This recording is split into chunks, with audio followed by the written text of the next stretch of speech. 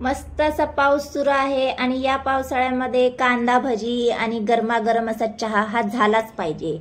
तर नमस्कार, मी आहे ज्योती आणि ज्योतिष क्रिएटिव्हिटी मध्ये आपलं स्वागत आहे। तर आज मी बनवलेले आहे कुरकुरीत असे खेकडा भजी आणि वाफळता असा गुळाचा चहा। तर मस्त इंटरेस्टिंग रेसिपी आहे। तर सगळ्यात अगोदर आपण कांदा भजी करून घेऊयात। तर इथे मी 3 मीडियम आकाराचे कांदे हे उभे चिरून घेतलेले आहेत। तर आता यामध्ये आपण हिरव्या मिरच्या घालून घेणार आहोत। तर इथे मी 2 हिरव्या मिरच्या बारीक चिरून घातलेल्या आहेत आणि कोथिंबीर घालून घ्यायची आहे। 1 चमचा ओवा घेतलेला आहे मी, तो हातावर थोडासा चोळून घ्यायचा आहे आणि तो देखील यामध्ये घालून घ्यायचा आहे। आता यामध्ये हळद घालून घ्यायची, हिंग घालून घ्यायचा आहे आणि मी इथे अर्धा चमचा तिखट घालून घेतलेला आहे। इथे आपण हिरवी मिरची देखील घातलेली आहे, त्यामुळे तिखट घालताना जरा बेतानेच घालायचं आहे। आणि 1 चमचा मी बेसन पीठ घालून घेतले। छान आपल्याला हे सगळं एकजीव करून घ्यायचंय। आपण करणार आहोत खेकडा भजी, त्यामुळे इथे मी 1 वाटी डाळीचं पीठ घातलेलं आहे। तुम्ही जर नॉर्मल कांदा भजी करणार असेल तर बेसन पिठाचं प्रमाण इथे वाढवू शकता, पण आपल्याला एवढंच पीठ पुरेसं आहे कारण आपण खेकडा भजी करणार आहोत। फक्त आपल्याला कांद्याला बाइंडिंग करण्याइतपतच बेसन पीठ घालून घ्यायचंय। आता यामध्ये मी चवीनुसार मीठ घालून घेतले। पुन्हा छान मिक्स करायचंय। मिठाला जर पाणी सुटत असेल तर यामध्ये पाणी घालायची गरज नाहीये, पण आपलं मिश्रण हे थोडंसं ड्राय वाटतंय, त्यामुळे इथे मी पाणी घालून घेणार आहे। पण अगदी थोडंसं, म्हणजे इथे मी 2 चमचाच अंदाजे पाणी घालून घेणार आहे। तर इथे 2 चमचा पाणी पुरेसं आहे, त्यानेच आपलं मिश्रण छान बाइंडिंग होईल। यापेक्षा जास्त पाण्याचा इथे आपल्याला वापर करायचा नाहीये। तर तुम्ही पाहू शकता पाणी घालून झाल्याच्या नंतर छान मिक्स करून घ्यायचंय।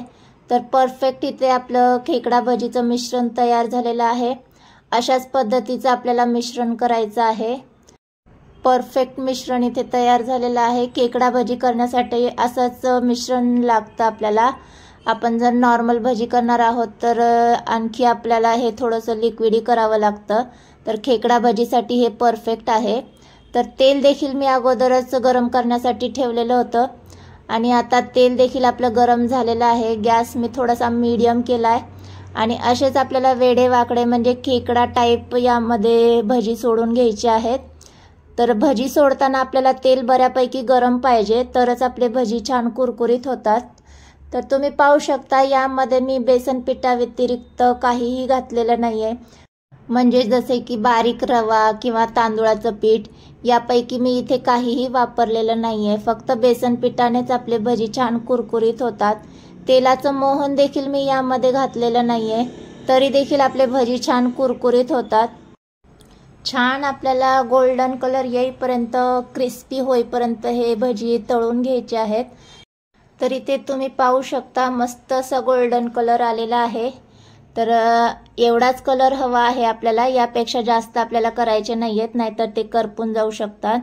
तर हे आता आपण एका प्लेटमध्ये काढून घेणार आहोत। व्हिडिओ पाहून तुमच्या लक्षात आलंच असेल की मस्त असे कुरकुरीत आपले इथे भजी तयार झालेले आहेत। दिसायलाच ते खूप सुंदर दिसतात, तर खाण्यासाठी देखील खूपच टेस्टी आहेत। तर आपण हे एका प्लेटमध्ये काढून घेऊयात आणि अशीच दुसरी बॅच देखील आपण कुरकुरीत खेकडा टाईप तळून घेणार आहोत। तर आपली दुसरी बॅच इथे तळून होतीये, तोपर्यंत आपण दुसऱ्या साईडला गुळाचा चहा करून घेणार आहोत। तर इथे मी साधारण 2 कप चहा करून घेणार आहे। तर एका पातेल्यामध्ये मी 1.5 कप पाणी घालून घेणार आहे। तर तुमच्या कपाच्या अंदाजानुसार तुम्ही यामध्ये पाणी घालून घ्यायचं आहे। आता 1.5 कप पाणीसाठी मी 1.5 चमचा गूळ घालून घेणार आहे आणि चहा पावडर घालून घ्यायची आहे। तर इथे तुम्ही तुमच्या अंदाजानुसार चहा पावडर देखील कमी जास्त करून घेऊ शकता आणि आलं वगैरे घालायचं असेल तर यावेळेसच तुम्ही घालून घेऊ शकता। आता छान ह्याला उकळी काढून घ्यायची आहे आपल्याला। तर साधारण 5 मिनिटं छान आपल्याला चहा उकळून घ्यायचा आहे। तर चहा उकळला की आपल्याला गॅस बंद करून घ्यायचा आहे आणि मी इथे 1 कप कोरा चहा काढून घेणार आहे आणि हा आपल्याला चहा नॉर्मल करून घ्यायचा आहे, म्हणजे नॉर्मल थंड झाल्याच्या नंतरच आपल्याला यामध्ये कोमट दूध घालून घ्यायचं आहे। गॅस बंद करून चहा थोडासा नॉर्मल थंड झाल्याच्या नंतरच आपल्याला त्यामध्ये कोमट दूध घालून घ्यायचंय, नाहीतर आपला चहा फुटण्याचे चान्सेस असतात. तर दूध घातल्याच्या नंतर थोडाफार आपल्याला गरम करायचा आहे आणि गरम झाल्याच्या नंतर इथे मी चहा गाळून घेतलेला आहे. तर आपले इथे भजी देखील तयार झालेले आहेत. थोड्याफार मी मिरच्या तळून घेणार आहे. गरमागरम कुरकुरीत असे आपले इथे खेकडा भजी आणि वाफळता असा गुळाचा चहा आपला तयार झालेला आहे. तुम्ही याला कांदा भजी देखील म्हणू शकता, पण आमच्या इथे याला खेकडा भजी म्हणतात. तर या पावसाळ्यामध्ये नक्की ट्राय करा गुळाचा चहा आणि खेकडा भजी. तर आजची ही खेकडा भजीची रेसिपी आणि गुळाच्या चहाची रेसिपी तुम्हाला कशी वाटली?